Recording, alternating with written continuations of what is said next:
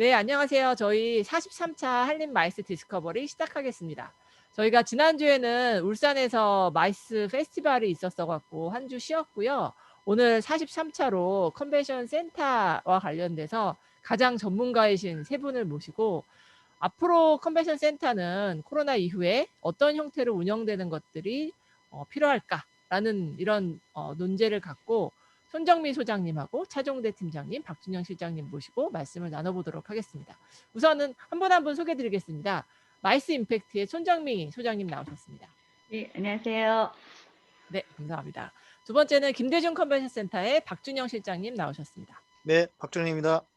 네, 감사합니다. 그리고 마지막으로 대전 마케팅 공사의 차종대 팀장님 나오셨습니다.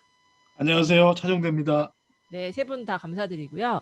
우선 그 손정미 마이스 임팩트 연구소 소장님께 앞으로 컨벤션 센터가 또 아시다시피 다들 아마 아실 거예요. 우리 손정미 소장님께서 ICC 제주 대표도 역임을 하셨었고 ICC 제주를 흑자 전환까지 아마 하시고 이렇게 딱 그 이후에 손 대표님이 그만두시고 다시 어떻게 됐는지는 제가 확인해 보진 않았지만 어쨌든 센터를 흑자 전환한다는 건 사실 쉬운 일은 아님에도 불구하고 그렇게 성과를 내시고 오셨었기 때문에 손 소장님이 생각하시는 컨벤션 센터는 앞으로 어떤 것들을 우리가 좀 생각해 봐야 된다 하는 이야기를 먼저 좀 들어보도록 하겠습니다.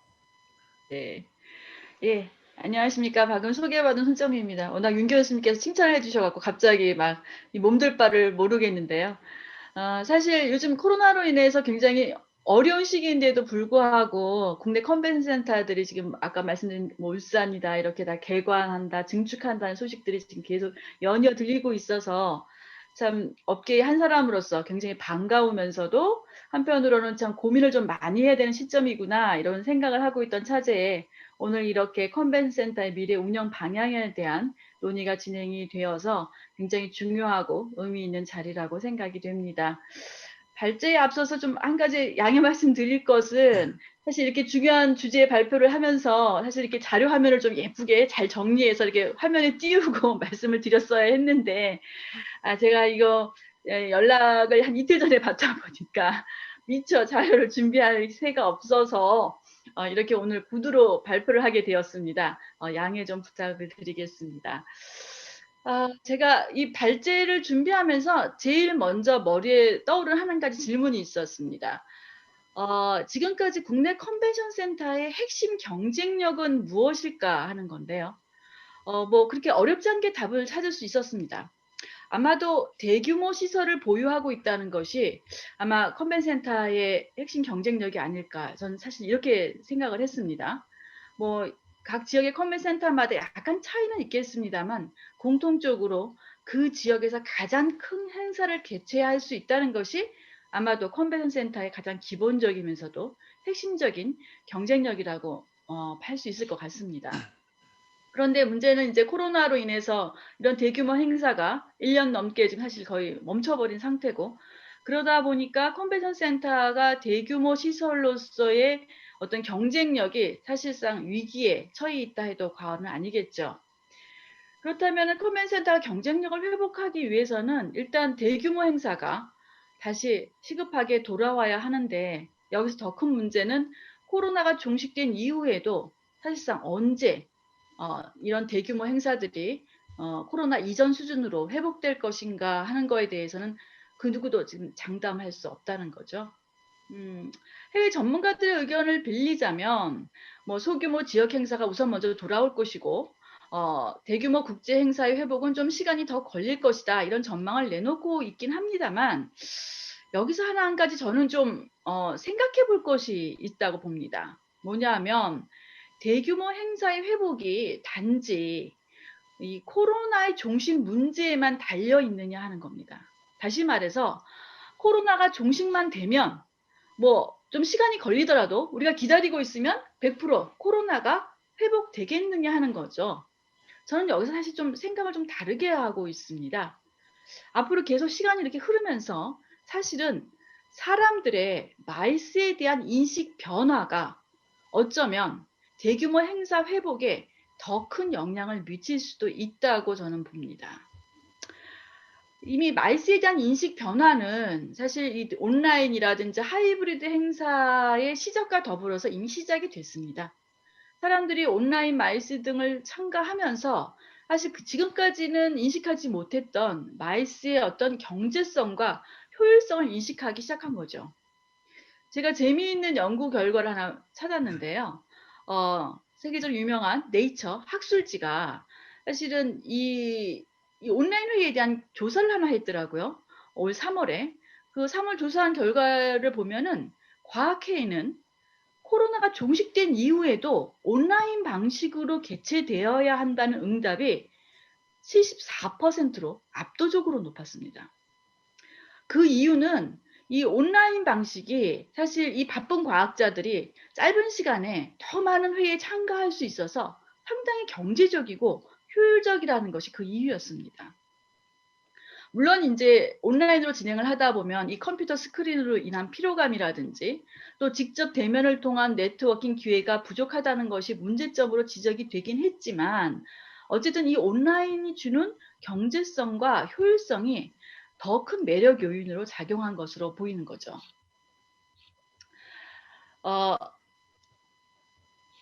이런 인식이 이제 사실 이렇게 인식이 변화를 하다 보면 결국 이것이 마이스 온라인의 지속화를 가져올 것이고 결국 이것은 따지고 보면은 대규모 행사의 모임을 더디게 만들거나 또는 대규모 행사 모임의 시장을 축소시키는 기회로 이어질 가능성이 높아집니다. 이제 사람들은 반드시 필요한 경우가 아니라면 굳이 비행기에 올라서 장거리를 이동하면서 마이스 현장에 직접 나타나야 할 필요성이 사실 사라지고 있다고 저는 보는 거죠. 그래서 이러한 트렌드 변화는 사실 이미 감지되고 있습니다. 뭐 코로나의 영향인지 아니면은 지금과 같이 사람들의 어떤 인식의 변화인지 이것이 협해진 것인지 모르지만 이미 사실 온라인 마이스는 계속 증가 추세에 지금 현재 놓여 있는 상태거든요. 그래서 이런 트렌드의 변화가 이미 국내에서 감지되고 있고 여기 그래서 지금 두 센터에서 실장님과 팀장님 나와 계시긴 합니다만 사실 그렇기 때문에 그동안 오프라인 시장에만 집중해왔던 국내 컨벤션 센터들이 지금 앞다투어서 화상회의와 같은 온라인 마이스 시스템 설치를 지금 서두르고 있는 상황이죠. 근데 제가 여기서 한 가지 꼭 좀 짚고 넘어가고 싶은 거는 이런 마이스 트렌드의 변화를 단순히 시설 안에다가 온라인 기술을 접목하는 정도의 어떤 물리적 수준으로 대응을 한다면 사실 이거는 어떤 이 트렌드의 핵심의 변화를 간과하는 굉장히 피상적인 방안이 되지 않을까라는 사실 저는 우려를 좀 하고 있습니다. 왜냐하면 이 마이스가 온라인화가 되면서 사실 이것은 물리적 수준의 기술 변화를 넘어서 화학적인 체질 변화가 일어나고 있다고 저는 이렇게 보고 있습니다. 이런 체질 변화는 이미 PCMA를 비롯한 여러 해외 마이스 전문기관이 내놓은 연구 조사 결과를 보면 확인해 볼 수가 있어요. 지금까지 마이스를 개최하는데 가장 중요했던 것은 우리가 알다시피 넓고 쾌적한 회의시설, 또 주변의 도시 환경, 그리고 또 엔터테인먼트를 할 수 있는 여러 가지 인프라, 그리고 맛있는 음식 등 이렇게 물류 중심의 인프라적 요소가 우선적으로 중요시 되었는데 앞으로의 마이스는 이런 거에 다 필요 없다는 겁니다. 중요한 것은 참가를 통해서 얻게 되는 어떤 비즈니스 효과, 네트워킹 효과, 혁신, 학습 이런 참가 가치 확보가 더 중요하다고 연구 결과에서 설명을 하고 있습니다. 이 결과는 어떻게 보면 굉장히 당연한 얘기일 수도 있습니다. 왜냐하면 온라인상의 마이스에서는 이런 인프라적 요소를 전혀 경험할 수 없기 때문에 이런 온라인상에서 경험할 수 있는 참가 가치로 이 중요성이 이동하는 것은 어쩌면 당연한 결과일지 모르죠. 그런데 중요한 것은 이러한 변화가 비단 온라인의 경우에만 해당된다는 것이 아니라는 거죠. 오프라인상에서도 마찬가지로 참가 가치 확보가 굉장히 중요한 이슈로 대두되고 있어서 이러한 체질 변화가 마이스 전반에 걸쳐서 일어나고 있다고 봐야 할 것입니다. 그렇다면 컨벤션 센터도 역시 이런 시설적인 차원에서 마이스 변화에 대응하는 것은 역부족입니다. 사실 앞으로 이런 마이스 변화에 대응하려면 지금까지 우리가 갖고 있던 대규모 시설로서의 핵심 경쟁력에 대한 체질 변화가 같이 요구된다고 보는 거죠. 다시 말해서 지금까지 컨벤션 센터의 경쟁력이 어떤 대규모의 회의장, 전시장 시설이었다면 앞으로는 아까 말씀드렸던 비즈니스 효과나 네트워킹 효과, 혁신 등 참가 가치를 지원할 수 있는 시설로 체질 변화가 이루어져야 한다고 저는 생각을 합니다. 그런데 이제 참가 가치를 지원하는 시설이란 무엇을 얘기하느냐? 사실 우리는 여기서 서비스를 생각해 봐야 한다는 거죠. 즉, 가치 관점에 서비스 경쟁력이 구축이 검토돼야 된다는 겁니다. 예를 든다면 비즈니스 가치를 지원한다라고 하는 것은 사실은 비즈니스의 파트너라든지 또는 바이어를 찾아서 매칭시켜 줄 수 있는 비즈니스 중개 서비스가 필요한 거죠. 또 학습 가치를 지원한다고 하면 학습의 효과를 높일 수 있는 학습 프로그램을 디자인할 수 있는 서비스가 필요합니다. 혁신 가치를 지원한다고 하면 다양한 아이디어를 개발할 수 있는 이런 아이디어 개발 지원 서비스가 필요합니다. 이런 전문 서비스의 경쟁력이 이제는 컨벤션 센터에서 같이 검토가 돼야 된다는 거죠. 또한 이런 전문 서비스가 구축이 됨으로 해서 그동안 우리가 시설 임대 사업에 머물러 있던 이 컨벤션 센터의 사업 영역이 더 확대될 수도 있는 기회로 이어질 수 있습니다. 사실 이 생각해 보면 마이스 참가자들이 컨벤션 센터를 방문하는 이유는 대규모 시설을 구경하러 오는 게 아니었습니다. 기회를 찾으러 오는 거죠. 비즈니스를 할 수 있는 기회, 정보를 얻을 수 있는 기회, 문제를 해결할 수 있는 기회를 얻기 위해 온 거죠. 그런데 지금까지 컨벤션 센터는 이러한 기회 제공을 마이스 주최자의 몫이라고 생각해 왔습니다. 하지만 컨벤션 센터가 만약에 이를 지원할 수 있는 서비스 기능을 갖게 된다면 이는 주최자와의 협력 수준을 더 강화시킬 수 있는 기회가 될 뿐만 아니라 타 컨벤션 센터와 차별화된 경쟁력을 확보하는 기회로 이어질 수 있다고 보는 거죠. 사실 지금까지 국내 컨벤션 센터는 규모의 차이를 제외한다면 거의 모든 컨벤션 센터가 동일한 사업과 서비스를 운영하고 있어서 차별화가 어렵습니다. 그러다 보니 모든 컨벤션 센터가 지금 사실은 치열한 경쟁 상황에 놓여 있는 것이 사실이죠. 그리고 아까 말씀한 굉장히 국내 지금 현재 많은 컨벤션 센터가 들어와서 앞으로 계속 이제 신축이 되고 또 증축될 기회가 이제 많아질 것 같은데, 사실 이런 컨벤션 센터들이 전부 다 같이 동일한 사업을 갖고 경쟁 구도로 들어간다면 앞으로 이 컨벤션 센터가 앞으로 어떻게 경영할 것인가는 더욱더 어려워진다는 거죠. 따라서 앞으로 컨벤션 센터의 운영은 지역이나 또는 컨벤션 센터의 어떤 사업의 특수성에 부합되는 전문 서비스의 제공을 통해서 컨벤션 센터를 특화할 수 있는 방안을 생각해 봐야 합니다. 예를 들었다면 A라는 컨벤션 센터는 기업 행사를 많이 하고 있어서 비즈니스 서비스로 특화할 수 있고, 또 B 컨벤션 센터는 학술 행사를 많이 갖고 있어서 어떤 학술 프로그램 서비스로 특화하는 등 각 컨벤션 센터가 어떤 특화 서비스를 가지고 차별적 경쟁력을 확보하는 노력을 한번 검토해 볼 필요가 있습니다. 사실 그동안 컨벤션 센터가 이런 특화 시도를 해오지 않았던 건 아닙니다. 그런데 거기서 빠졌던 것이 있었죠. 이런 특화를 할 수 있는 서비스의 경쟁력을 구축하지 않았습니다. 그리고 그것을 하는 시설 차원에서만 자꾸 접근을 하다 보니 사실은 이 특화에 대한 노력이 단순한 구호로 그치고 별 성과 없이 끝나는 상황이 되었던 것이 사실 굉장히 아쉬운 부분입니다. 그런데 여기서 한 가지 꼭 덧붙이고 싶은 것은 이런 특화 서비스 기능의 구축을 시설과 구분해 생각하시면 안 됩니다. 시설과 함께 검토되어서 시설과 서비스가 함께 구축되는 것이 가장 효과적이고 바람직한 방식입니다. 지금 앞으로 컨벤션 센터의 설립 또는 증축이 계속 계획되어 있는데 이때 시설 확보에만 급급할 것이 아니라 시설을 가장 잘 활용할 수 있는 서비스를 함께 설계하신다면 이것이 바로 컨벤션 센터의 특화로 이어질 수 있는 가장 지름길이라고 저는 봅니다. 끝으로 아직까지 대규모 마이스 시장의 회복에 대해서는 의견이 분분한데 한 가지 확실한 건 있습니다. 대규모 회의 시장이 회복된다고 하더라도 다른 형태로의 회복이라는 데는 모두 의견을 같이 하고 있습니다. 따라서 기존의 관점에 따라서 그냥 대규모 시설 차원에서 컨벤션 센터의 미래 변화를 모색하는 일은 피해야 할 겁니다. 앞으로 컨벤션 센터의 미래 운영은 어떤 시설의 한계를 넘어서 마이스 가치를 능동적으로 창출하고 지역에 기여할 수 있는 새로운 경쟁력이 모색되어야 한다는 제안을 드리면서 발제를 마치겠습니다. 예, 감사합니다. 네, 감사합니다, 소장님. 지금 그 이야기해 주신 것처럼 어떤 각 센터별로 특화된 서비스를 우선 개발을 할 필요가 있다. 우리가 기회라는 거를 비즈니스 사업으로 하고 있다라는 거에 착안을 해서 특화된 서비스를 개발을 하고 각 센터들은 이 특화된 서비스와 시설이 같이 유기적으로 결합돼서 운영될 수 있는 형태로 고민을 해보면 좋겠다라고 말씀을 주셨습니다.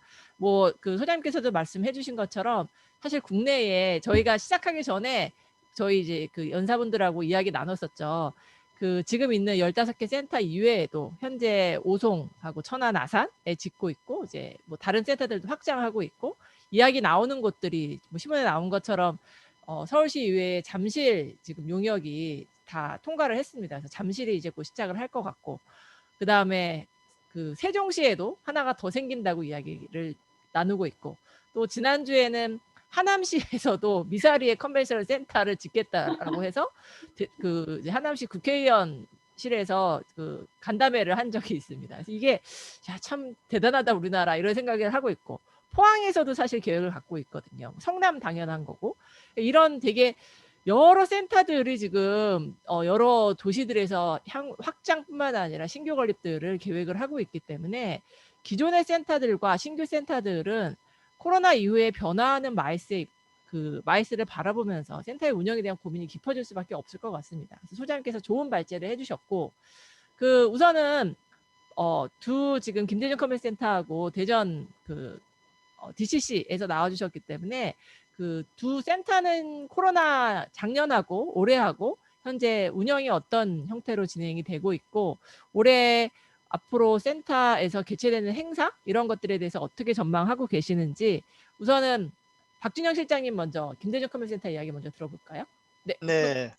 그 손장민 소장님 이야기해 주신 거에 대해서 혹시 뭐 궁금하시거나 이야기하고 싶으면 네네. 같이 해주셔도 좋겠습니다.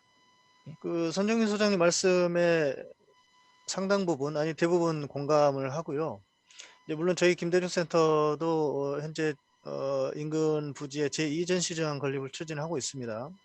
뭐 다들 아시는 것처럼 뭐 저희뿐만이 아니고 방금 또 임 교수님도 말씀하셨지만 이게 제가 이제 뭐 오늘 안 그래도 이제 자료를 하나 준비한 게 있는데 거기 이 자료가 이제 국내 센터들 이렇게 신증축 현황이라는 이제 페이지가 있는데 그게 한 몇 달에 한 번씩 그냥 계속 초과가 되는 시기예요. 그 개수가 그만큼 이 각 지역별로 지자체별로 이제 글쎄 이제 최근에 추이를 봤을 때 좀 과하다는 느낌이 이제 없지 않아 있긴 있습니다.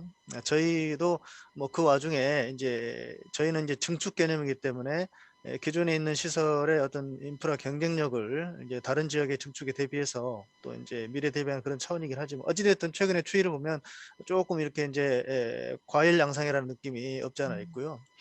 이제 코로나19 관련해서 저희 김대중 센터는 뭐 다른 지역 센터들도 마찬가지죠. 근데 저희도 1년에만 한 1,500건 정도 이상 이제 보통 행사가 개최가 됐던 것이 작년에는 뭐 한 600건대로 이제 거의 3분의 1 토막이 났죠. 거기에 따라서 이제 수입도 마찬가지로 이제 줄었고요. 특히 저희가 이제 주간 전시 사업을 실제 보통 15건 정도 1년에 하는데 작년에는 딱 한 건밖에 못 했죠. 그래서 10서너 건이 아예 뭐 저희 의지 내지는 뭐 저희 의지와는 반대로 이제 다 취소가 많이 됐었고요. 이제 그러다 보니 이제 저희 센터에서 개최된 행사들이 이제 작년은 이미 이제 그런 이제 뭐 다들 비슷한 상황이 됐고 올해 저희가 이제 기대하기로는 상반기 정도가 되면 이제 뭐 1분기 지나서 지금 현재 한 2분기 정도가 되면 분위기가 좀 올라오지 않을까라는 이제 기대 아닌 기대를 했었는데 뭐 아시는 것처럼 계속 확진자는 뭐 500~600명대 나오고 있고 또 이게 이제 특히 전시회 같은 경우에는 그래도 이제 뭐 사회적 거리두기 준수해서 뭐 4제곱미터당 한 명씩 해서 이제 개최는 되고 있거든요. 관람객은 줄고 또 여러 뭐 관람객의 구매력이랄지 이런 부분들은 좀 이제 차이가 있긴 하지만 어쨌든 개최는 되고 있어요. 하지만 회의 쪽 특히 뭐 중소회의나 이런 회의 쪽은 예를 들어 저희 광주에서 뭐 회의 코로나 확진자가 뭐 한 1~2주 동안 좀 이제 뭐 거의 안 나오다가 갑자기 몇 명이 나오고 한 뭐 10명대 이렇게 두 자릿수로 이렇게 나오게 되면 바로 이 자잘한 회의들은 바로 취소가 되거나 뭐 개최 상담했던 행사들이 그냥 뭐 연기되거나 이런 상황들이 계속 이렇게 반복적으로 오르내림이 있습니다. 그래서 어찌 보면은 뭐 이제 이 상황은 하반기까지도 계속 이어질 것으로 예상을 하고 있고요. 다만 이제 그 전시회 같은 경우에는 바라건대 이제 어쨌든 사회적 거리두기가 그야말로 뭐 한 3단계 정도 수준으로 이제 완전히 이제 높아져서 그 행사 자체를 할 수 없는 상황이 아니라면 전시 업계 쪽에서 이제 동일한 의견이기는 하고 어떻게든 개최는 되는 것이 바람직하겠다. 어찌 보면 뭐 잘 아시는 것처럼 이 국내 이제 열 몇 개의 컨벤션 센터에서 또 전시장에서 개최되는 작년부터 일부 전시회는 개최가 되긴 했죠. 현장에서 확진자가 발생된 경우는 없었잖아요. 그래서 어찌 네. 보면은 뭐 백화점이나 마트, 그러니까 그야말로 컨벤션 센터가 폐쇄가 되는 정도의 이 사회적 거리두기 상황이라면 사실 대중교통까지 거의 뭐 셧다운 해야 되겠죠. 그래서 이 방역이나 이런 거리두기는 철저하게 준수하면서 행사는 개최를 해야 된다는 것은 뭐 공감을 하실 것 같고요.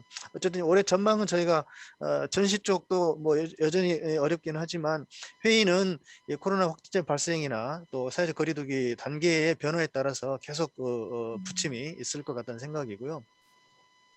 전시 같은 경우도 최근에 이제 저희 센터에서 개최됐던 이 뭐 경영 하우징 페어 광주랄지 아니면 베이비페어랄지 이런 대부분 이제 퍼블릭쇼 위주였었습니다만 개최됐던 이제 현장의 주최자들하고 얘기를 나눠보면 당연히 관람객은 뭐 이제 예전 같지는 못하죠. 근데 의외로 뭐 한 달 전에 개최됐던 경영 하우징 페어랄지 관람객이 생각보다 많았어요. 좀 무서울 정도로.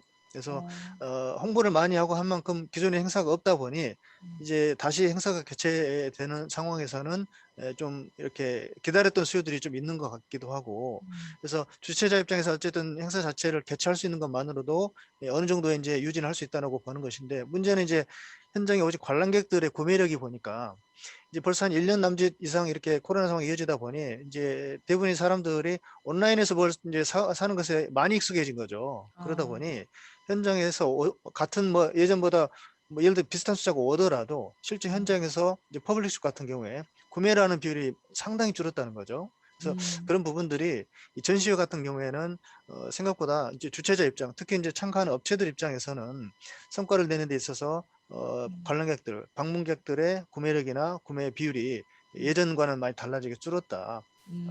그런 부분이 조금 이제 전시회 주최자 입장에서는 일종의 어려운 부분인 것 같고 뭐 이런 트렌드가 뭐 손 교수님 손 대표님 말씀처럼 이게 회복이 된다고 하더라도 코로나 상황이 이제 종식이 되든지 거의 정상에 가깝게 회복이 된다고 하더라도 이 전시회를 관람하는 관람객들의 어떤 구매력이나 태도, 성향이 많이 이 코로나 때문에 바뀌었다라는 것은 어찌 보면 상당한 위협 요인이 될 수도 있겠다는 걱정도 들고요. 그래서 이제 저희 센터 이제 뭐 이런 그 포스트 코로나 대비와 관련된 부분도 좀 이따 다시 기회를 주시면 제가 준비한 자료를 가지고 네. 한 번 더 말씀을 드려보도록 하겠습니다. 네, 감사합니다. 네, 대전은 어땠을까요, 차중대 팀장님? 네, 우리 광주 우리 김대중 컨벤션 센터 말씀 잘 들었고 아마 저희하고 크지 않은 그렇게 큰 차이 없는 그런 상황에서 이 지난 1년을 보내온 것 같습니다. 저희도 저희를 크게 두 가지로 좀 말씀드릴 수가 있을 것 같은데요. 현재 저희도 지금 내년 4월 완공을 목표로 현재 제2전시장을 현재 지금 진행 중에 있습니다. 현재 공정률이 한 40% 보이고 있는데 작년에 그 코로나를 맞으면서 사실 진지하게 이런 코로나 상황에서 과연 그런 전시장이 필요한지에 대한 그런 근본적인 좀 질문을 받고 또 시에서 대전시에서 진지하게 검토를 한 바가 있었습니다. 그런데 이제 저희 대전은 지금까지 사실 전시장이 잉여 전시장이 있었던 것이 아니고 전시장 자체가 없었던 그런 상황이기 때문에 현재 짓고 있는 제2전시장은 그야말로 기본적인 어떤 전시 기능을 위한 필수 시설이라고 하는 부분을 저희가 잘 설득을 했고요. 그래서 코로나 상황임에도 불구하고 사실 계속적인 투자가 필요한 부분이었기 때문에 내년도 4월을 예정대로 완공을 목표로 지금 공사가 잘 진행되고 있습니다. 그래서 한편 저희 입장에서는 내년 이후에 언젠가 아무튼 현재보다는 조금 더 많이 수요가 회복이 되는 그런 상황을 예견하고 어떻게 보면 가장 어려운 시점에 공사에 지금 착수한 그런 상황이어서 미래를 대비한 그런 준비를 저희 나름대로 하고 있지 않나라는 생각을 했고요. 그리고 그것이 이제 지금 현재 저희가 운영하고 있는 DCC의 어려움을 앞으로 상당히 이제 많은 회복기에 접어들 때 저희 생각은 굉장히 그 하방만이 굉장히 많은 다운턴으로 갔었는데 그만큼 또 회복 탄력성도 크지 않겠나라는 기대를 하고 있습니다. 그래서 네. 그걸 대비해서 내년을 준비하고 있고요. 작년 한 해 저희 DCC 경우에는 사실 굉장히 어려웠습니다. 우리 김대중 컨벤션 센터 박 실장님 말씀대로 저희도 뭐 거의 국제 회의는 거의 87% 가량이 거의 다 취소가 됐고요. 국내 행사는 거의 한 절반 정도가 취소가 됐고 거의 작은 행사들 위주로만 그냥 진행이 되는 그런 상황이었고요. 사실 저희가 작년에 그 세계 미생물 연합총회라고 해서 거의 외국인하고 국내 전체 참가자가 한 4천여 명 되는 그런 예. 메모드급 행사가 작년 10월에 원래 예정이 돼 있었습니다. 그리고 저희가 2015년도에 유치를 확정했으니 거의 한 3년 동안을 준비를 해왔던 행사인데 그 저희가 작년에 사실 그걸 이제 온라인 비대면으로 행사가 전환되는 바람에 그렇게 됐고요. 또 내년 10월에는 저희가 세계 지방정부연합총회, 세계총회가 있는데요. 그 행사가 아마 대전에서는 93 엑스포 다음으로 큰 국제행사라는 그런 얘기를 할 정도로 그런 행사가 내년 10월에 예정이 돼 있습니다. 과연 정상적으로 할 수 있을지 저희는 정상적으로 할 수 있으리라 생각하고 현재 준비를 하고 있는데 그 부분 상당한 좀 걱정을 갖고 있는 상황이지만 하여튼 내년도에는 어떻게든 회복이 될 거라는 기대를 갖고 있습니다.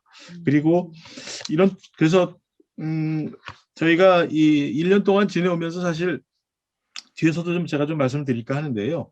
근본적으로 전시 컨벤션 센터의 어떤 지역사회에서의 기능이랄지 이런 부분에 대한 상당히 많은 회의감을 가졌던 한 해가 아닌가 그런 생각이 들고 그리고 앞으로는 그럼 어떻게 변해야 할 것이냐는 부분에 대해서 저희 나름대로도 많은 고민을 했던 한 해인 것 같습니다. 그래서 이제 아무래도 지금 현재 열리고 있는 행사들도 우리 적어도 이제 면적 4평방미터 딱 한 명 이런 식의 제한된 인원으로 1.5단계로 지금 현재 진행하고 있는 상황이고 할 수는 있지만 사실 굉장히 관람객들이 많이 격감을 하고 있는 상황이죠. 그리고 이 행사를 하는 분들도 상당히 수익성 면에서도 많이 좀 악화가 돼 있고 저희 컨벤션 센터는 말할 것도 없고요. 이런 상황에서 또 안전한 행사여야 되기 때문에 여러 가지 또 오버헤드가 많이 드는 부분도 많이 있습니다. 저희 같은 경우도 그런 코로나 프리 전시장 컨벤션 센터를 목표로 해서 또 여러 시설 투자를 좀 많이 하고 있고요. 그래서 아무튼 여러 가지로 어려운 시기를 보내고 있는 그런 상황이고요. 또 이런 상황 속에서 또 미래 또 회복기를 대비한 그런 준비도 같이 하고 있다고 말씀드릴 수 있겠습니다. 네, 감사합니다. 저도 이야기 들어보니까 사실 지금 두 센터에서 말씀해 주신 것처럼 작년에 되게 어려웠었고, 그러니까 행사를 못하는 것도 어렵고, 그 다음에 센터 자체적으로 방역을 해야 되다 보니까 코엑스 같은 경우에는 작년에 앰뷸런스하고 간호 인력이라고 해야 되나요? 그거 상시 대기했다고 하더라고요. 그 사람들한테만 하루에 20만 원, 20만 원, 하루에 40만 원인가? 이 정도 금액이 나가는 상황인데, 그거를 작년 내내 하다가, 근데 실제로 이용객이 있었냐? 센터에서 전시회를 했지만 한 명도 확진자가 나오지 않았기 때문에 이용객이 없었던 거죠. 그래서 지금은 올해는 이거를 계속 있으면 안전하다라고 할 수는 있지만 이용객이 1년 내내 없었기 때문에 올해부터는 안 두고 있다라고 얘기는 하고 있는데 그런 부분에 대한 어떤 정부 차원에서의 지원 같은 것들은 반드시 필요하지 않을까라는 생각도 해보게 됩니다. 그러면 이제 센터들이 작년에 어떻게 운영됐는지에 대해서는 말씀을 들어봤고 지금 차종대 팀장님 먼저 말씀해 주신 것처럼 대전이 현재 짓고 있는 상황이어서 내년에 4월 완공되는 신규 전시장에 대한 이야기를 한번 좀 들어보면 좋을 것 같습니다. 어떻게 준비하고 계신지 대전 먼저 부탁드리겠습니다. 네, 먼저 제가 짧은 비디오 클립을 네. 좀 보여드리고 네. 제가 말씀을 드리는 게 좋을 것 같은데요. 네, 제가 보여드리겠습니다. 죄송합니다. 대전 나이스의 르네상스가 시작됩니다. 과학도시 대전에 중부권 최대 규모의 전시장이 들어섭니다. 연면적 49,754제곱미터, 실내 전시 면적 10,151제곱미터. 대전 컨벤션 센터에 새로운 시대를 열어갑니다.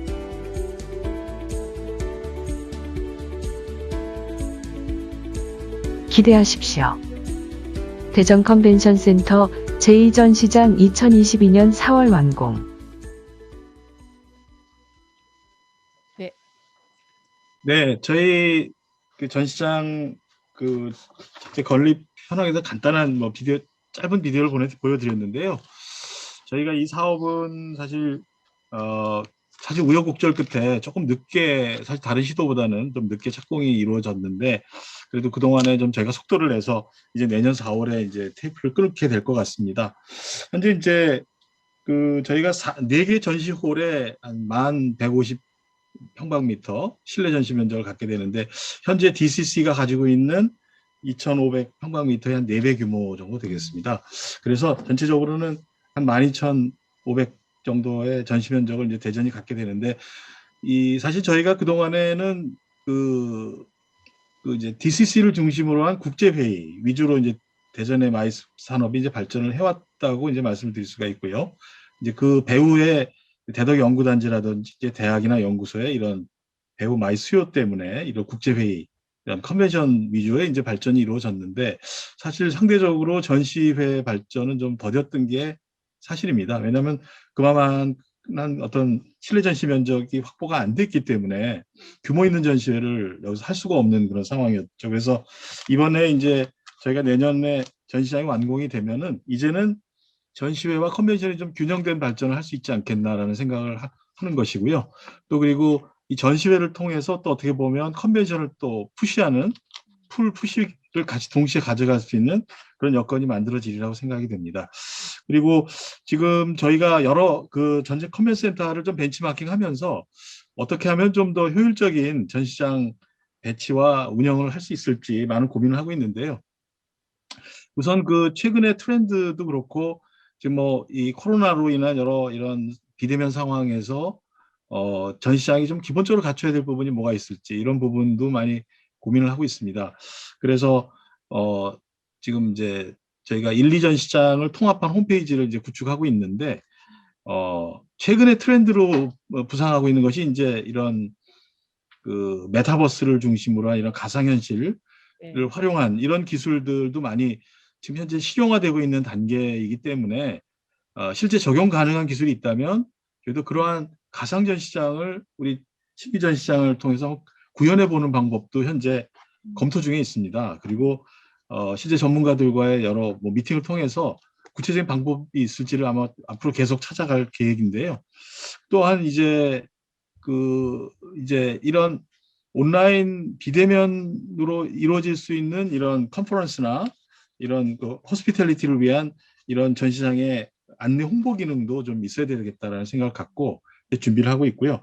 사실 지금 이제 전시장의 완공을 대비하면서 또한 저희가 내년 이후에 전시장으로 저희가 새로 개발하거나 또는 유치해야 될 그런 전시회를 개발하고 유치하는 업무, 그런 업무도 좀 저희가 지금 이미 시작을 했고요.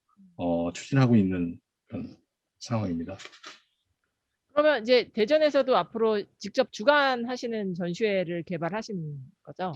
그렇습니다. 현재는 이제 저희가 5개 전시회를 저희가 직접 주관해서 개최를 하고 있는데요. 아까 광주에서 말씀하시고 광주도 지금 거의 전시 한 15개 이상을 현재 주관 전시를 하고 계시고, 또 저기 엑스코 같은 경우도 20개 이상의 개최 전시를 하고 계시는데, 저희가 그런 과정을 앞으로 한 3, 4년 내에 이렇게 이제 전시회를 좀 늘려나가면서 실제 잘 되는 전시회를 계속 국제화시키고 대형화시키는 작업을 해 나갈 계획입니다. 네. 아까 잠깐 메타버스 말씀해 주셔갖고 제가 아까 낮에 뭐 심사를 하나 갔다 왔는데, 그 심사위원 풀에 저만 이제 마이스 사람이었고 나머지 5분은 전부 다 그 IT 쪽 분들이 오신 심사였었어요. 근데 저는 되게 메타버스를 어렵게 생각하고 어마어마한 기술이고 그게 우리 쪽에 적용이 되려면 되게 조금 뭐 되게 어렵다라는 생각을 갖고 들어오면 되게 좋겠지만 되게 어렵다. 시간도 걸리고 비용도 많이 들겠다. 이런 생각했는데 그 IT 쪽에 계시는 분들은 전혀 그렇게 생각 안 하시더라고요. 그래서 너무 이제 아까 이제 발표한 이런 것들을 보시면서 약간 조금 과장해서 말한다고 하면 "아 약간 니네 너무 한심한 수준이야." 이런 반응이신 거예요. "메타버스도 있는데 니네 뭐 하고 있어?" 약간 이런 반응을 막 보이셔 갖고 제가 좀 당황을 했었는데 그래서 IT 쪽 비용도 막 아까 그 심사가 예산이 저는 좀 작다 생각하고서는 막 이런 생각을 했었는데 그분들은 이 정도 비용이면 되게 큰 비용이라고 하시면서 심사를 하시더라고요. 그래서 제가 그걸 보면서 '야 이게 메타버스라는 게 우리가 생각하는 거랑 또 IT 직접 하시는 분이 접근하시는 게 좀 다를 수도 있다.'라는 생각이 들었고 또 하나는 네네. 자칫 메타버스가 진짜 들어와서 전시회를 막 가상 공간에서 다 한다라고 하면 또 '오프라인 전시회를 어떻게 해야 되지?'라는 두려움도 생기는 것이 현실이었던 것 같아요. 그래서 그런 부분들에 대해서 앞으로 계속적인 어떤 뭐 연구라면 연구랄까 논의가 필요하지 않을까 싶은 생각을 합니다. 김대중 컨벤션 센터에서도 향후 운영 방안에 대해서 박준영 실장님 좀 간단하게 소개시켜 주시죠. 네. 오늘 제가 준비한 자료로 네. 좀 말씀을 드리겠습니다. 보이시나요? 네, 잘 보입니다. 네네.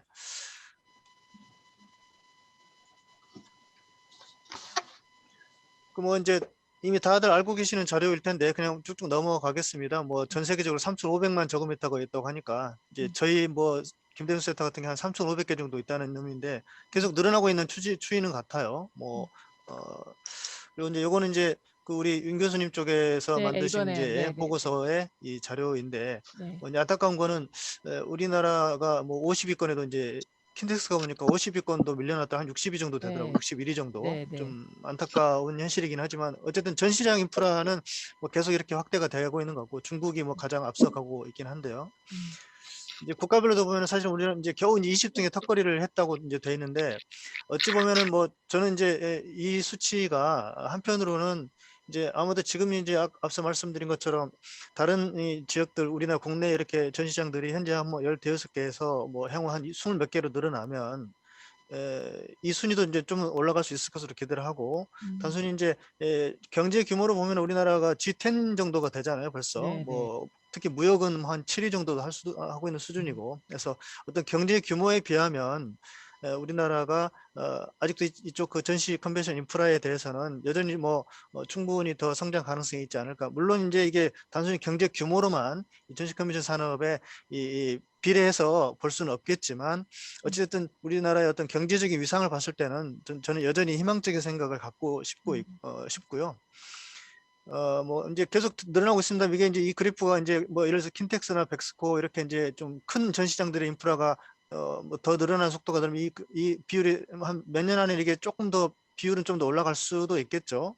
어쨌든 계속 늘어나고 있는 상황이 뭐 바람직한 면도 또 우려가 되는 면도 있는 것 같습니다.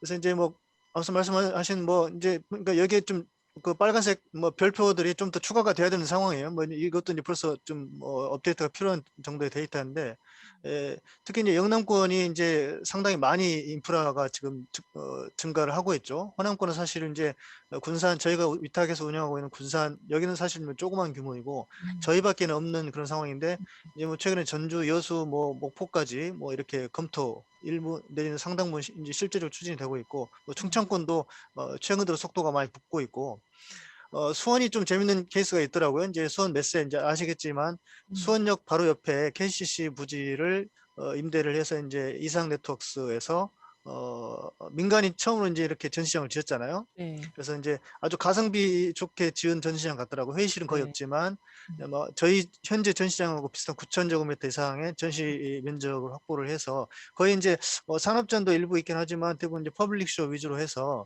뭐 어쨌든 이상 네트워크스가 가지고 있는 전시 주최자로서의 장점을 잘 활용을 해서 작년에도 이미 어느 정도 뭐 코로나 상황에도 불구하고 상당히 성과가 있었다고 제가 네, 많이 전에 하시더라고요. 들었습니다. 최근에 많이 가서 하셨어요. 네. 보고. 그래서 어찌 보면 이제 이 국내의 이 모든 이 그동안의 이 컨벤션 센터 건립 사례 중에 아주 독특한 사례 중에 하나죠. 뭐 우리나라는 처음 있는 사례인 것 같고 저는 뭐 개인적으로는 이 민간 기업이 적지 않은 수백억의 자본을 투자를 해서 지은 전시장이기 때문에 그 나름대로의 어떤 성과나 또 그런 차별화 방안을 가지고 또 성장하기를 저는 진심으로 응원을 하고 있습니다. 그래서 이제 저희 김대중 센터도 이제 지금 현재 이쪽에 이제 그 기존 센터가 있고 여기 이제 전시 면적이 전시장이 9,000 그리고 다목적골 전시 면적이 한 3,000에서 현재 이제 12,000제곱미터 정도 되는데 저희 이제 바로 길 건너편에 이제 현재 제1 야외 주차장 부지입니다. 여기에 사실은 이 부지 자체가 좀 협소하다 보니까 이 전시장은 조금 뒤쪽으로 이렇게 이제 배치가 될 수밖에 없을 것 같고요. 부지가 좁다 보니까 이제 아마 그 서울 양재동에 있는 AT 센터랑 비슷한 형태로 생각하시면 될 것 같아요. 복층으로 할 수밖에 없을 것 같고 왜냐하면 저희가 현재 이 본관 쪽에 12,000제곱미터 플러스 이제 여기 한 8,000 정도 최소한 해서 이제 종합적으로는 한 2만 정도 제곱미터의 전시장 규모를 확보하는 것이 이제 이 전시장 확장의 기본적인 취지입니다. 일부 이제 이쪽 앞쪽에 회의나 사무 관련된 이제 시설들이 들어올 수 있을 것 같고요. 그래서 저희가 이제 이 제2전시장을 건립을 추진하는 과정에서 코로나 상황이 이제 발생을 했고 또 그 와중에 저희를 포함해서 뭐 어찌 보면 최근 한 5년 사이에 10개 정도의 지자체나 새로운 신중축 상황들이 발생을 하고 있잖아요. 그래서 저희도 이제 여전히 걱정은 되고 또 과연 이 정도 인프라를 투자를 하는 것이 지역의 입장에서 그야말로 이 어떤 재원에 특히 이제 뭐 다른 지역도 요즘에는 거의 그렇지만은 저희 제2전시장은 국비 지원이 하나도 안 되거든요. 네. 전액 시비로 건립을 할 수밖에 없습니다. 그러다 보니 뭐 지방 재정에도 상당히 부담이 되는 것도 사실이고 그래서 이제 지금 예정대로 추진이 된다면 내년 하반기에 착공을 해서 빠르면 내후년 하반기 이제 완공을 목표로 좀 속도를 내고 있는데요. 이미 뭐 지난주였나요? 지난달에였나요? 우리 대구하고 울산이 또 이제 증축 또 신축 개관을 했잖아요. 네네네. 그러다 보니 이제 뭐 대구도 사실은 이제 뭐 같은 이제 업계 입장에서 가스총회 올해 예정돼 있던 가스총회를 보고 이렇게 이제 증축까지 한 건데 네. 코로나 때문에 이제 뭐 이렇게 연기가 되고 해서 아마도 실무적으로 엄청 어려움이 많으셨을 것 그럴 거예요. 같아요. 이게 네. 이제 행사라고 하는 게 디데이를 정해서 추진해서 이제 제대로 일정대로 개최를 하면 참 뭐 개최를 하더라도 어려움이 많은데 이게 코로나라는 상황 때문에 저희도 사실 작년에 이 전시회를 뭐 연기하다가 취소가 되는 경우도 많았었고 뭐 아예 취소가 되는 경우도 있었지만 사실은 이제 결국 연기하다가 취소되는 경우가 제일 힘들었죠. 그쵸. 어떻게든 개최를 해보려고 네. 2달 뒤로 연기, 또 연기, 뭐 두세 차례 연기를 하다가 결국에는 이제 하반기에 가서 취소를 하다 보니까 이 실무자들은 결국 전시를 뭐 두세 번 하게 된 그런 상황이 된 거죠. 그래서 이제 그런저런 어려움이 있지만 저희도 이제 제2전시장 건립과 관련해서는 이미 이제 이 코로나 상황이라는 것 그리고 이제 포스트 뭐 내지는 위드 코로나 상황이라는 거를 대비해서 저희가 이제 작년에 이 그 K-스튜디오 광주라고 해서 화상 상담장, 그다음에 세미나장, 웹 세미나장 그리고 이제 스튜디오 이런 걸 좀 이제 구축을 해서 뭐 호남권을 거점으로 해서 이제 코트라랑 또 중기차역이랑 뭐 관련 예산이나 협업을 해서 구축을 했습니다. 다행히 어쨌든 코로나 상황 때문에 이 비대면 마이스에 대한 수요가 상당 부분 있었고 작년에만 한 32건 정도 제가 했던 것 같아요. 비대면 그 스튜디오를 활용을 해서 또 하나 이제 아까 이제 손 대표님 말씀하셨던 것 중에 결국에는 학회나 특히 과학과 관련된 학회에는 비대면이 더 여전히 주가 될 수밖에 없을 것이라는 이제 그런 최근에 이제 조사 결과를 말씀하셨는데 저희도 사실 그런 부분이 제일 걱정이긴 해요. 이제 전시장은 오히려 이제 코로나 상황이 어느 정도 진정이 되면 지금도 이미 개최가 쭉 되고 있듯이 물론 뭐 내부적인 성과나 이런 부분에서 이제 뭐 좀 다른 점이 있을 수 있겠지만 전시장은 어찌됐든 개최는 될 수 있겠다는 생각이 들지만 회의 쪽은 분명히 이미 많은 변화가 있고 또 코로나 상황 회복이 되더라도 회의 쪽 시장은 완전히 지금과는 그동안과는 다른 상황이 될 것으로 저희도 생각을 하고 있습니다. 그래서 이제 이 제2전시장 같은 경우에는 전시장도 어떤 식으로든 이제 뭐 그런 기술을 도입한 그런 서비스 체제, 뭐 회의 쪽은 더 마찬가지일 것 같고요. 그래서 그런 부분에 대한 고민을 저희도 지금 하고 있습니다. 한 가지 좀 재밌었던 것은 작년에 제가 이제 15건 정도의 주간 전시가 전부 다 이제 취소가 됐는데 그 중에 에이스페어라고 해서 저희 이제 네. 대표 전시이기도 하고 문화 콘텐츠 관련된 전시회를 이제 한 2번 정도 연기를 해서 한 번 연기를 해서 이제 결국 개최를 했습니다. 다행히 네. 작년 11월 초에 개최를 했는데 다행히 그때 코로나 상황이 살짝 소강기였어요. 그래서 만약에 그때 또 다시 확진이 더 많이 나온 상황이었으면 직전에라도 취소를 했었겠죠. 근데 다행히 어쨌든 운 좋게 이제 개최를 뭐 하이브리드 형태로 개최를 했습니다. 상당 부분 이제 프로그램들 온라인으로 개최를 하고, 특히 상담 뭐 바이어들이 못 오기 때문에 바이어 상담에는 완전히 온라인으로 이제 해외 현지랑 매칭을 해서 그것도 상당히 어려운 과정이긴 했어요.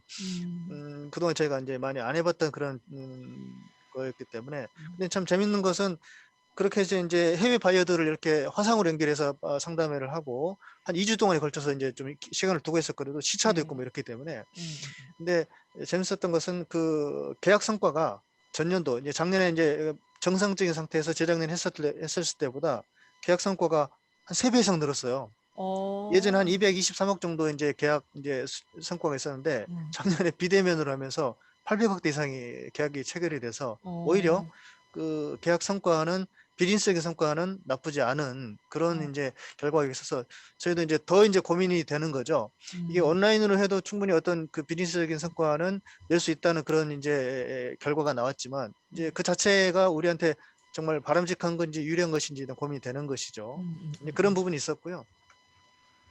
저희도 이제 뭐 그 사실 광주가 이 전시장을 짓는 것뿐만이 아니고 실은 이제 주변에 어떤 뭐 대대적인 형태는 아니더라도 이미 대전이 이제 그런 컴플렉스 형태로 가고 있고, 뭐 수원 최근에 이제 개관한 수원 컨벤션 센터도 그 광교 호수 옆에 어느 정도의 이제 소규모지만 복합 단지 형태를 갖추고 있잖아요. 그래서 광주는 아직 그런 형태가 아니기 때문에 이 전시장 건립뿐만이 아니고 이제 이 인근에 뭐 쇼핑 레저 문화타운이랄지 또 이제 추가적으로 호텔이나 뭐 어떤 이런 시설들을 좀 주변에 이제 가깝게 좀 위치하고 배치를 해서 그야말로 이제 광주형 복합 뭐 소규모의 복합타운 형태를 갖추어야 어떤 이제 장기적으로 어떤 인프라의 경쟁력을 그래도 구축할 수 있지 않겠냐라는 생각으로 저희가 또 이제 광주시나 또 저희 자체적으로 유치 활동을 좀 계속 하고 있습니다. 그래서 이제 저희 바람대로 되기를 좀 이제 기대를 해보고 있고, 이제 또 하나는 이제 뭐 참고로 광주는 이제 최근에 대구하고 해서 도심 융합 특구라는 이제 프로젝트가 추진되고 있어요. 그래서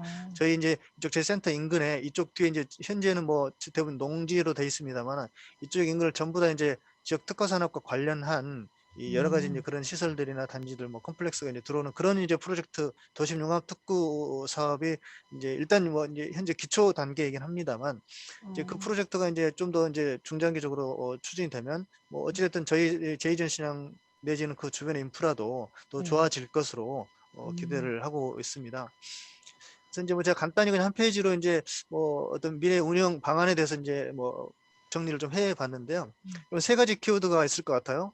포스트앤 위드 코로나, 그리고 이제 국제화나 융복합화, 그리고 차별화, 브랜딩, 상생, 뭐 이런 개념들이 있을 것 같은데, 일단 먼저 이제 당연히 가장 중요한 이제 포스트앤 위드 코로나에 대한 대비 부분인데, 뭐 이제 앞서 이제 우리 그 손정민 교수님도 마찬가지고 이제 뭐 언급을 많이 하셨습니다만, 결국 이제 그 이 기술적인 부분, 이제 우리 윤 교수님 말씀대로 이미 어떤 ICT 기술이라고 하는 것이 우리가 상상하지도 못한 뭐 어마어마한 수준으로 발달을 하고 있기 때문에 사실 우리 마이스업계에 도입된 현재까지 도입된 이 ICT나 뭐 이런 AI든 뭐 VR 뭐 AR 모든 그런 기술들은 아직 아마도 이미 그 분야에서 첨단을 달리고 있는 기술에 비하면 여전히 많이 부족할 거예요. 기술의 도입 결국 이제 그게 어떤 경제성이랄지 효율성이랄지 뭐 여러 가지들이 이제 복합적으로 이렇게 맞아 떨어져야 이제 많이 도입이 될 수 있는 것인데, 아직 뭐 제가 봐도 저도 이제 예전에 근무했던 IT 업계나 이쪽에 어떤 그런 생각으로 들여다보면 우리 마이스 업계는 도입이 되긴 했지만 그렇다고 해서 어마어마한 이제 그야말로 이 마이스 업계에서 통용되는 테크놀로지가 그 외에 다른 산업을 더 초월하고 유도할 수 있을 만큼 선도할 수 있을 만큼은 아니라는 생각은 들어요. 그래서 그런 개념에서 보면 여전히 이쪽 관련된 기술들이 더 우리 마이스 업계에 도입이 될 필요성이나 여지는 더 있겠다라는 생각은 들고요. 그래서 이제 뭐 물론 이제 안전이나 이제 방역과 관련된 이슈는 이제 아마도 뭐 계속 따라다닐 이슈일 수밖에 없을 것 같고, 그래서 이제 뭐 글쎄 모르겠어요. 이제 저희가 내년 올해도 이제 예정된 우리 전시 사업들은 특히 일단 기본적으로 모든 사업들은 하이브리드 형태로 하기 위해서 준비를 하고 있습니다. 그래서 대비를 좀 이제 복합적인 상황을 보면서 대비를 하고 있는 상황이고요. 이제 뭐 글쎄요 이제 저는 욕심입니다만 이제 우리 결국에는 우리 K 마이스 뭐 K 뒤에 붙은 여러 가지들이 있는데 그러면 우리 대한민국 마이스 산업도 이제 뭐랄까 이렇게 세계적으로 뭔가를 이렇게 이제 그동안에 사실 우리가 이제 마이스 산업 뭐 전시 산업 등 뭐 이렇게 우리나라가 선도하는 국가는 아니었다면 뭐 물론 이제 뭐 UI 기준 회의 개최 건수는 뭐 벌써 1, 2위를 다투고 있기도 하고 하지만 어찌됐든 전반적인 이 전 세계의 이 그 전시 컨벤션 산업에 있어서의 대한민국 이상은 여전히 좀 우리나라 경제 규모에 부족하다는 생각이 들어서 네. 한류처럼 이제 물론 거기에는 이제 그 대한민국 K 마이스가 가지고 있는 경쟁력이랄지 독창성이랄지 뭔가가 이제 있을 때 해외에서 이렇게 호응이 있을 수 있겠죠. 그래서 이제 그런 부분에 있어서 이런 컨벤션 센터들도 어떤 방향성을 가지고 같이 고민할 필요는 있겠다는 생각이 들고요. 결국에는 이제 트렌드가 워낙에 빨리 변하다 보니까 기존에 전통적으로 이제 개최됐던 전시회들도 분야에 따라서는 뭐 당연히 지금도 이제 그런 부분도 이루어지고 있지만 이런 융복합화 당연히 이제 계속 고민을 해 가야 될 것 같고요.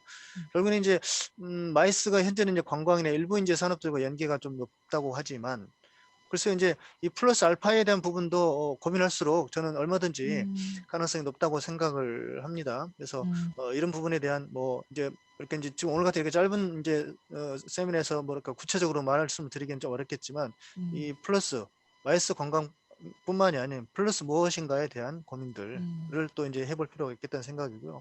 세 번째 이제 차별화 브랜딩 상생 관련해서 결국에 이제 뭐 물론 수도권에 있는 이제 센터들도 마찬가지로 이기지만 특히 이제 우리 지방에 있는 뭐 이런 컨벤션 센터들은 그야말로 이렇게 아까 우리 손정미 대표님 말씀하셨던 것처럼 그 지역의 특성에 맞는 또 그 지역의 특화 산업과 연계한 부분들 방향성은 뭐 당연히 가져갈 수밖에 없고 그것이 또 하나 이제 생존할 수 있는 경쟁력 강화 방안이라고도 생각이 듭니다. 그래서 이제 제가 아까 이제 이 세미나 전에도 이제 우리 광주의 어떤 이미지, 도시 이미지에 대해서 이제 말씀드린 것이 있는데 이제 물론 도시 이미지를 좀 더 이렇게 확장성을 넓혀서 하는 고민도 필요하겠죠. 근데 이제 그래서 이제 또 이제 한편으로는 광주가 가진 그 아이덴티티가 있다면 그걸 주제로 한 이런 대표 컨퍼런스를 또 육성해 볼 의미는 있겠다 해서 제가 작년에 이제 KDJ 민주인권 평화 포럼이라고 하는 이제 행사를 하나 만들어서 이쪽 분야에 이제 아주 세계적인 석학에 계신 이제 하버드대의 마이클 샌델 교수를 접촉을 해서 사실은 별 기대 없이 그냥 우리 실무자가 접촉을 했어요. 근데 이메일을 보냈는데 답변이 오셔가지고 그래서 좀 별 기대를 안 했는데 이제 연결이 돼서 여기 이제 대담 프로그램을 이제 온라인으로 연결을 해서 진행을 했었죠. 그러니까 어찌 보면 그게 이제 작년 8월이었었는데 이 IT 기술 그리고 언택트 방식을 도입해서 어찌 보면은 이제 그때 이제 반응이 오히려 그 현장에서 이렇게 대답하는 것보다 온라인으로 연결을 했을 때 오히려 집중도가 더 높아지는 것도 있더라라는 그런 반응도 있으셨어요. 그래서 저희 나름대로는 이제 이렇게 처음 시도해본 제가 직접 이렇게 시도해본 프로그램이었는데 그 나름대로 이제 어떤 기술적인 부분에서 의미도 있었고 또 광주다운 무언가 이렇게 대표를 할 수 있는 컨퍼런스를 이렇게 이제 중장기적으로 육성하고자 하는 그런 출발점이 되기도 했던 의미도 있었습니다. 그래서 아마 이제 이미 뭐 다른 지역도 저희와 마찬가지로 이제 그 지역 특성에 맞는 주제나 분야를 선정을 해서 이런 대표 행사들을 육성을 하고 계시는 부분도 있기도 하고요. 이제 결국엔 이제 컨벤션 센터라고 하는 것이 대부분은 이제 어떤 공적인 성격을 가진 시설이기 때문에 여전히 그 지역에 내지는 뭐 관련 마이스 생태계랄지 그런 부분을 선도하는 역할을 당연히 계속 필요할 것 같고요. 더불어서 이제 지역 상생하는 컨벤션 센터의 업무 특성을 살린 그런 상생 프로젝트들도 당연히 뭐 고민을 계속 해야 될 것 같습니다. 그래서 이제 뭐 거창하게 하지만 정리를 좀 해보자면 전체적으로 마이스 서비스 체계 이미 손 대표님께서 이제 언급을 상세하게 해 주셨기 때문에 그런 부분과 그럼에도 불구하고 또 한편으로는 지역별로 센터만의 특성을 좀 고려한 차별화, 브랜딩, 지역 상생 이런 것에 고민을 해서 저는 어쨌든 말씀드리지만 경제 규모 G10 이미 G10이 된 우리나라 대한민국 이상에 맞게 우리 국내 K 마이스도 좀 더 발전적으로 미래지향적으로 갔으면 좋겠다라는 생각이 들었습니다. 네. 네, 감사합니다. 실장님 너무 잘 들었습니다.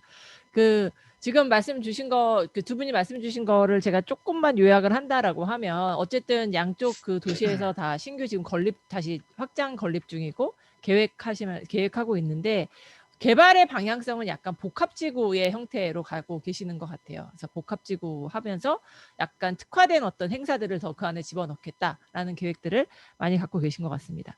그 지금 박준현 실장님 말씀해주신 에이스페어의 계약액이 그렇게 네. 늘어났다라는 거는 작년에 유사한 BCWW도 온라인으로만 개최됐는데 상당히 반응이 좋았다고 하더라고요. 네, 네. 그러니까 확실히 그런 온라인으로 개최되는 행사에 그 산업군이 있는 것 같아요. 그 실물로 보는 것 자체가 사실 의미가 별로 없다든지 화면으로 보는 게 훨씬 더 그 직감을 더 줄 수 있다라고 하면 그런 행사들은 온라인으로 개최돼도 전혀 문제가 없이 더 좋은 성과를 내는 부분들이 있는 것 같고 반면에 그런 저도 사실 앞서서 손장미 대표님 말씀해 주신 것처럼 저는 과학하고 의학 이 분야는 완전히 온라인으로 다 대체될 거다. 의사 선생님 얼마나 바쁜데 이거를 굳이 사실 의사들이 뭐 엄청난 네트워킹보다는 가서 이제 면허를 유지하기 위한 사실 그런 활동인데 회의 논문 발표라는 게 이거는 온라인 이렇게 하게 되면 이 편의성에서 이 사람들이 벗어나지 못할 거다라고 생각했는데 지지난주에 그 GBCC가 있었습니다. 세계 유방암 학술 대회 인터컴에서 하는 그래서 석재민 부사님한테 제가 여쭤봤어요. 그래서 그거 했는데 그러니까 이번에 하이브리드로 하셨어요. 현장에 300명 오게 하시고 그다음에 다 온라인으로 오게 하셨다고 하는데 석재민 대표님 아니 부사장님 말씀은 조금 더 다르시더라고요. 이게 했더니 잘 안 되지 않으세요? 제가 오프라인 행사가 잘 안 되지 않을까요? 라고 했더니 아니라고 하시더라고요. 상당히 의사 선생님들이 오셔갖고 다들 제발 좀 만났으면 좋겠다고 그러시면서 행사를 하셨다고 이야기를 하셔서 야 이게 그냥 우리가 예측하는 거랑 현실은 또 좀 다를 수도 있겠다라는 생각이 들어서 그런 부분에 대해서 저희가 앞으로 좀 더 상황을 좀 더 봐가면서 준비를 해야 되지 않을까라는 생각이 들기도 합니다. 시간이 많이 지나서 전체적인 이야기를 다 할 수는 없을 것 같고 그러면 앞으로 이제 우리 미래형 센터를 위해서는 현재 어떤 문제점들이 있는데 이런 것들을 이렇게 좀 바꾸면 좀 더 좋아질 것이다 라는 제언의 형태로 마무리를 좀 지어볼까 싶습니다. 우선 그 손정미 소장님께 먼저 부탁드려볼까요? 예. 오늘 두 분 발표 아주 잘 들었고요. 굉장히 유익한 내용들을 말씀해 주셔갖고 저도 공부가 많이 됐습니다. 저는 이제 두 분 이야기를 들으면서 계속 생각했던 부분이 아까 발제도 얘기를 했지만 하고 싶은 말은 굉장히 많은데 컨벤션 센터가 만으로 생각한다면 사실 이제는 컨벤션 센터는 시설이 아니다. 시설에 대한 이미지를 씻어내야 되지 않을까. 저는 사실은 그렇게 말씀을 좀 드리고 싶습니다. 이 시설이라고 하는 것이 부동산 아닙니까? 사실 움직이지 않는 거예요. 별로 할 수 있는 게 없습니다. 네, 그냥 찾아와 주기만을 기다리는 거죠. 와서 이용해 주기만을 기다리는 거지 사실은 시설 자체가 별로 할 수 있는 그 범위가 너무 제약돼 있다라는 거죠. 그런데 지금까지 우리나라 컨벤션 센터들은 대부분 시설의 테두리에 갇혀 있었다 이렇게 저는 생각을 합니다. 그러다 보니까 사실 이런 코로나가 터졌을 때 컨벤션 센터가 자체적으로 뭘 할 수 있는 게 하나도 없었어요. 뭐 주최자가 안 와주니까 또 뭐 자체적으로 행사를 할 수가 없으니까 그냥 다들 손을 놓고 기다리는 이런 상황이 벌어졌다는 거죠. 그렇게 본다면 사실 앞으로 컨벤션 센터는 시설이 아니라 가치라고 얘기하고 싶습니다. 컨벤션 센터가 앞으로 팔아야 할 건 시설이 아닙니다. 가치를 파셔야 됩니다. 어떤 기회를 파셔야 되고 가치를 판다고 생각을 했을 때 사실 사람들은 반응을 보일 겁니다. 컨벤션 센터는 어쨌든 오프라인 행사가 돌아와야 되는 거 아닙니까? 지금 뭐 어쨌든 뭐 아까 메타버스 얘기도 했고 뭐 여러 가지 하이브리드 얘기도 하고 뭐 최첨단 기술 얘기했지만 어쨌든 지금 이렇게 많은 투자를 해서 이렇게 많은 큰 땅에다가 시설을 지어놨는데 그거를 온라인이나 테크놀로지를 활용해서 뭐 한다면 솔직히 이 큰 땅 필요 없습니다. 이렇게 큰 공간 정말 필요 없거든요. 이거 정말 나중에 좀 시간이 가면 갈수록 두고두고 이제 문제가 될 겁니다. 그러니까 어떻게 됐든 간에 컨벤션 센터의 입장만 두고 본다면 오프라인 회의가 돌아와야 합니다. 무슨 수를 써서라도 오프라인 회의를 돌아오게 해야 되는데 그 돌아오게 하는 방법은 사람들의 마음을 사로잡아야 되는데 사람들의 마음을 사로잡는 방법은 가치인이라는 거죠. 이 사람들한테 어떤 가치를 줄 것이냐가 결국은 가장 큰 핵심이라는 겁니다. 그렇기 때문에 컨벤센터에 사람이 돌아오게 하는 방법을 이제부터 고민을 하셔야 된다는 거죠. 그래서 아까 말씀드렸던 그것은 바로 서비스 경쟁력이다. 서비스 경쟁력을 만드셔야 됩니다. 시설 경쟁력을 만드실 것이 아니라 시설을 어떻게 더 멋있게, 어떻게 더 크게, 어떻게 더 주변의 환경을 이걸 고민하실 게 아니라 사실은 어떤 서비스를 제공해서 사람들의 마음을 사로잡아서 이 사람들이 온라인에 머물지 않고 오프라인으로 뛰쳐나올 수 있게 해주는 것이 무엇인가. 이것이 사실은 앞으로 이 컨벤센터의 가장 큰 과제가 전 된다고 봅니다. 그래서 저는 이렇게 일단 추상적으로 말씀드린다면 컨벤센터는 앞으로 시설이 아니다. 부동산이 아니다. 컨벤센터는 가치다. 컨벤센터는 기회다. 사실은 이런 전제를 내걸고 이 기회를 만들어 주실 수 있는 많은 서비스를 고민해 주시는 것이 앞으로 컨벤센터가 생존해 갈 수 있는 전략이 되지 않을까. 그래서 저는 이렇게 좀 한번 제언을 드리고 싶습니다. 네, 감사합니다. 그렇게 하려면 인력이 더 보충돼야 되지 않을까 하는. 맞죠. 그렇죠. 네. 조금만 더 말씀드린다면 기존의 인력 형태에서 좀 변화를 만드셔야 되지 않을까라는 생각을 합니다. 지금의 컨벤센터 인력은 대부분 시설을 운영하고 관리하는 쪽, 또 행사를 유치하는 쪽에 집중이 되어 있다는 것으로 알고 있고, 사실 제가 아시시리에 인력 구조를 보면 그렇고, 그런데 이걸 서비스 경쟁력으로 바꾸려면은 사실은 이런 서비스 컨설팅 또 이런 개발, 이런 디자이닝, 이러한 인력들로 사실은 인력의 구조가 많이 좀 바뀌는 이 부분이 사실 굉장히 중요합니다. 그래서 이 서비스를 그냥 만들겠다라고 그냥 구호 외치듯이 외쳐서는 이건 아무 의미가 없는 거고요. 가장 그 시작은 어떻게 보면 조직 내에서 인력의 형태가 바뀌어지는, 그리고 인력의 업무들이 바뀌어지는 이 부분도 같이 고민이 되어야 정말 실질적인 센터의 미래 모습이 나올 수 있지 않을까. 이렇게 좀 말씀드리고 싶습니다. 네, 감사합니다. 그러면 차종대 팀장님부터 지금 손정미 대표님 말씀해 주신 거에 이어서 얘기해 주셔도 좋고, 대전 입장에서 이야기해 주셔도 좋을 것 같습니다. 마무리 발언이라고 생각하시고 해주시면 될 것 같습니다. 네, 알겠습니다. 손정민 교수님 말씀 저도 깊이 공감이 되고, 작년 1년 동안의 위기를 겪으면서 그 지역사회에서의 컨벤션 센터 역할에 대해서 사실 어느 센터든 많은 고민을 하셨으리라 생각이 듭니다. 과연 그것이 지금까지 우리가 창출했던 이제 경제적 효과라고 하는 그런 측면에서 컨벤션 센터가 기여해왔던 부분들이 상당 부분 이제 사라졌을 때 과연 그럼 어떠한 이제 존재 가치를 갖고 해야 될 것이냐 하는 부분에 대해서 생각을 할 수밖에 없는 상황이었던 것 같아요. 근데 작년 1년을 되돌아보면은 사실 컨벤션 센터가 어떻게 보면은 그 지역 업체를 위한 어떤 사회적 안전망 이런 역할을 해야 되는 거 아니었나라는 생각을 하는데요. 그래서 이제 저희 같은 경우도 예를 들어 행사 같은 경우가 거의 대부분 취소가 되니까 행사 취소 위약금 같은 건 거의 대부분 100% 다 돌려드리면서 했고요. 또 그리고 이제 임대료도 이제 감면을 하면서 실제 입주해 있는 기업 그 업주분들이 경제적 타격을 그래도 좀 나눌 수 있도록 그렇게 저희가 배려를 했었습니다.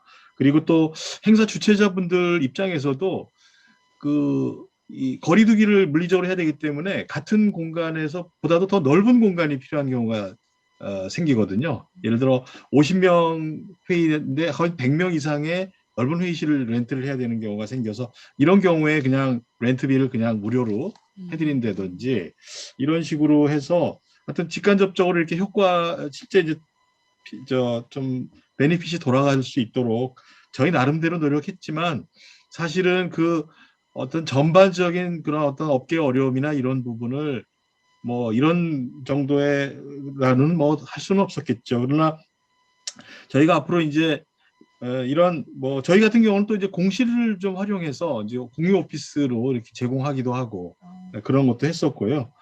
그런데 이제 보다 좀 더 실질적으로 업계와 긴밀하게 할 수 있는 방안이 뭐가 있겠는지를 고민해봐야 될 시점이 아닌가 생각이 듭니다. 예를 들어서 그런 어떤 이익 공유 형태로라도 해서 실제 이런 유치나 이런 거에 따른 과실을 실제 우리 마이스 업계가 같이 누리도록 하는 그런 방안이라든지 여러 가지 생각할 필요가 있지 않나는 생각이고요. 전 또 하나 이런 생각을 해봤습니다. 사실 이제 비대면이 사실 보편화되고 있는 시대로 가고 있는데 그렇다면 이제 더더욱이나 이 미팅 테크놀로지가 중요해지는 시점이 될 거. 아까도 이제 메타버스라는 네. 그런 새로운 그 어떤 추세, 트렌드도 지금 나오고 있는데 그렇다면 이런 그 우리 정부에서도 이 가상 경제, 가상 융합 경제, 현실 경제를 많이 이제 강조하시면서 많은 투자를 하시지 않습니까? 그래서 앞으로도 이 미팅 테크놀로지는 굉장히 발전할 거냐라는 생각이 듭니다. 그렇다면 실제 이런 전시 컨벤션 센터들이 이런 새로운 그 기술, 뭐 ICT나 CT 기술 이런 부분에 테스트베드 역할을 해야 된다는 생각을 하고 있고요.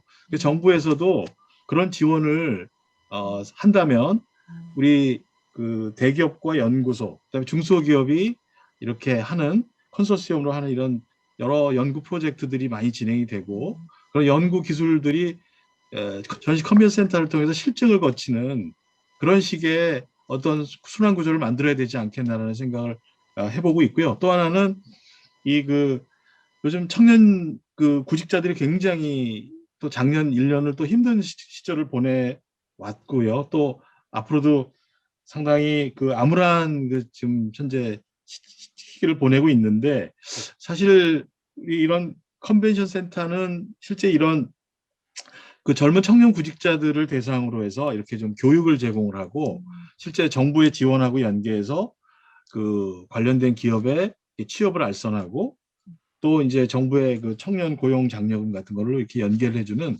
이러한 역할을 좀 할 수 있지 않을까, 해야 되지 않을까라는 그런 생각도 해봤습니다. 그래서 전반적으로 저희가 느끼는 것은 이제는 좀 보다 더 업계로 좀 더 다가가면서 실제 같이 갈 수 있는 그런 방식의 어떤 업무와 사업 개발이 필요하지 않겠나 이런 생각을 해봤습니다. 네, 감사합니다. 차 팀장님께서 그 센터가 여러 측면에서 기술적인 측면 아니면 어떤 뭐 생태계를 구축하는 측면 이런 데 있어서의 센터 자체가 어떤 사회 안전망의 역할을 할 수 있지 않을까라는 그 차원에서 말씀을 주신 것 같습니다.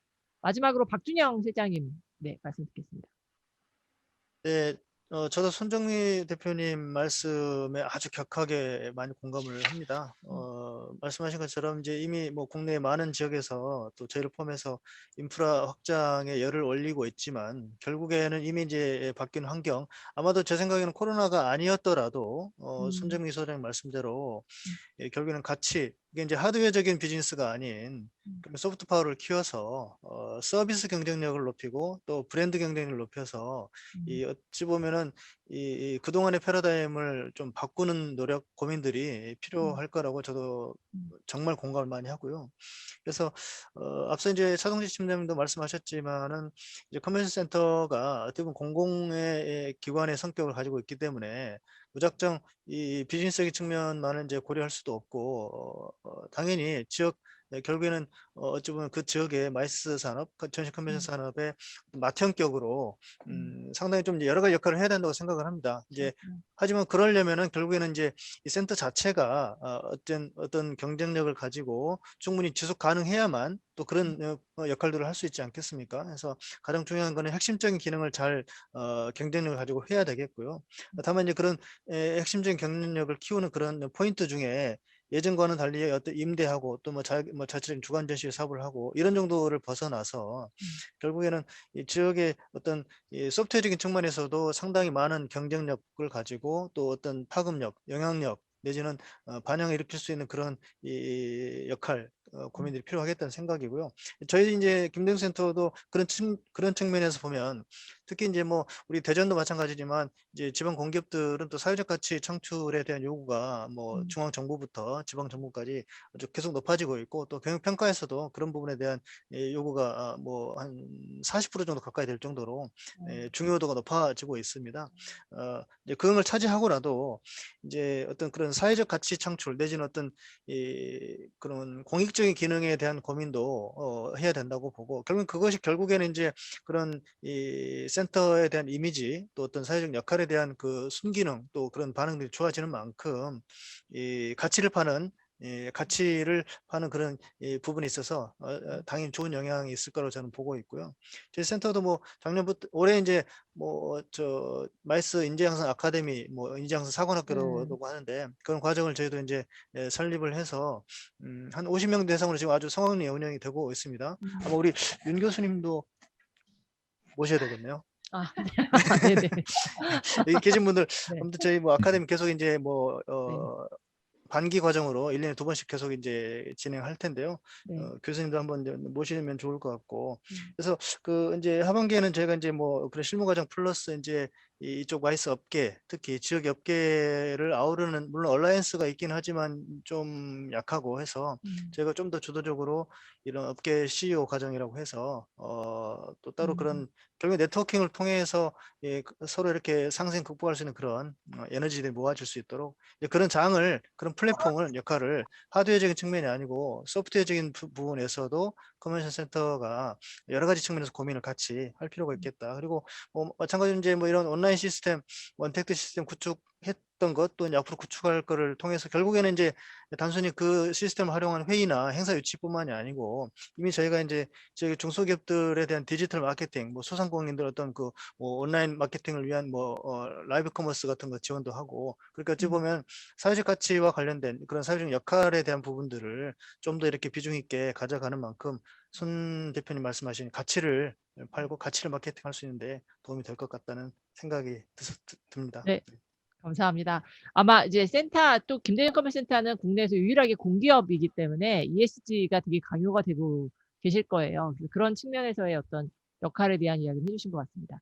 자, 이제 마지막으로 저희 웨비나를 보시는 분들이 황희건 교수님이 마지막에 정리해주는 멘트가 되게 좋다고 이야기를 많이 해주셔갖고 황 교수님께 네, 정리 멘트 부탁드리겠습니다. 오늘 그 너무 잘 들었고 근데 그 제가 또 뭐 센터에 근무를 했긴 했었는데 참 이 답답함을 금할 수가 없는 게 지금 다들 뭐 가치니 뭐 좋은 말씀 많이 주셨는데 솔직히 지금 우리의 경쟁력으로 우리의 경쟁 상대를 이기기 쉽지 않습니다.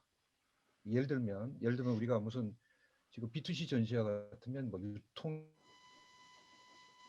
스페이스로 생각하면 뭐 호텔이다 이렇게 생각하면 호텔의 서비스가 안 되거든요. 또 커머스 생각하면 이커머스도 안 되거든요. 또 우리가 뭐 열심히 온라인 해봐야 그게 또 메타버스 아니라 안 되거든요. 제가 최근에 이제 여러분 아시다시피 그런 잘 나가는 업체들 얘기들 보면 뼈를 깎는 뭐랄까 노력을 했다. 그러니까 어떤 우리의 장점을 그래서 저는 오늘 들으면서 우리 컨벤션 센터는 결국은 스페이스인 것 같다. 스페이스. 이 스페이스 그러니까 오프라인이 됐든 아니면 온라인이 됐든 간에 이 스페이스라는 부분에서 어떤 다른 분야나 어떤 나라보다도 우리가 장점을 가져야 된다. 뭔지 모르게. 근데 지금 솔직히 우리 마이스 업계에 여러 분야가 있는데 그중에 그나마도 센터가 규모를 가지고 있고 그나마 인력이 있고 그나마 브랜드가 있습니다. 근데 대단히 죄송한 말씀이지만은 가장 혁신이 덜 된 데가 센터입니다. 저는 그렇게 생각을 해요. 그게 지금 다들 걱정하시는 인력이고 다 이런 문제이거든요. 근데 그건 왜 그러냐? 지금 우리의 구조가 참 애매해요.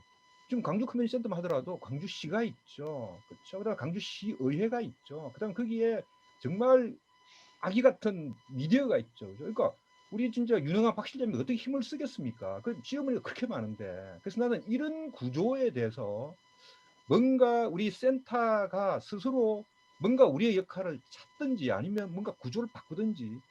미국을 보면 다 컨벤션 뷰로라는 조직이 있습니다. 뷰로가 그게 돈 버는 데가 아니고요. 철저하게 룸택스 받고 지역을 위해서 이렇게 움직이는 곳이거든요. 그러니까 뭐 라스베가스가 다 그렇다는 얘기죠. 근데 우리는 정말 애매한 조직인 거예요. 짓기는 우리 정부하고 지자체 지어주고 운영은 주식에서 하고 있는 거라니까. 그러니까 이게 참 애매한 구조이다. 그래서 이것에 대해서 우리 정확하게 인식을 하고 그래서 저는 오늘 기화로 어쨌든 우리 센터가 이 스페이스라는 컨셉 하에서 어떤 새로운 뭔가 우리의 가치 이런 것들을 한번 다시 한번 정리해야 된다. 아마 우리 손 소장님 말씀하신 게 제일 중요한 얘기 같은데 현재 경쟁력으로 저는 앞으로도 계속 이런 아무리 얘기해봐야 쉽지 않겠다. 정말 쉽지 않겠다 생각이 듭니다. 왜냐하면 다른 데가 좀 여러분 알다시피 뭐 얼마나 펄펄 날고 있지 않습니까? 근데 우리 센터는 대단히 죄송합니다만은 아니 이거 뭐 만스케아 늘리는 것도 이렇게 힘들어서 하고 정부에 애걸복걸 해야 되고 지방의회가 뭐 하고 아이고 또 지으니까 이런 상황이라 참 어려운 거는 이해는 하는데 솔직하게 우리 경쟁력으로 말하면 참 어렵다 하는 게 정말 느낌입니다. 그래서 더 고민해보고 그래서 시즌 2 다시 한번 그 해서 새롭게 우리의 정말 뭐가 굉장히 엣지가 뭔지 그 우리 손소장님 다시 한번 엣지를 한번 다시 한번 드려보겠습니다. 예, 네, 감사합니다. 예. 뭐 우리 손정민 소장님의 시즌 2를 위해서 지금 황 교수님께서 이야기를 해주신 것 같아요. 저도 뭐 마지막으로 오늘 쫙 발표를 다 들으면서 너무 그러니까 현재 센터가 놓여 있는 상황에 대한 어떤 이해도 되기도 하고 센터가 황 교수님 이야기해 주신 것처럼 저도 그 부분에 되게 공감하거든요. 국내 마이스 산업에서 사실 센터만큼의 우수한 인력과 예산과 브랜드를 갖고 있는 곳이 없습니다. 사실 하나도 없죠. 우리가 뭐 PCO, PEO 뭐 어디 하나 내나 하도 없는데 그래서 사실은 센터가 이 마이스 산업을 상당히 많이 조금 리딩을 해줘야 되지 않을까?